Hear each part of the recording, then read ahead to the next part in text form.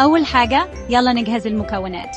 هتحتاجوا عدس، رز، مكرونة، حمص، بصل، توم، وخلطة بهارات زي الكمون والكزبرة.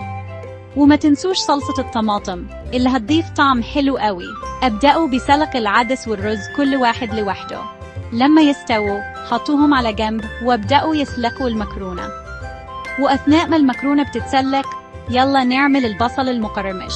قطعوه شرايح رفيعة وقلوه لحد ما لونه يبقى ذهبي.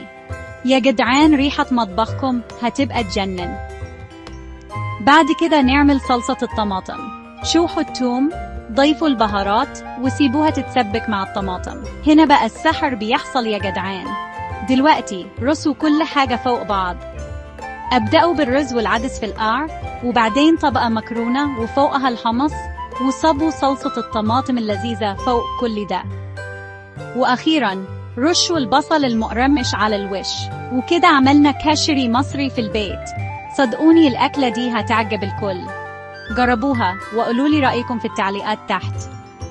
بالهنا والشفا.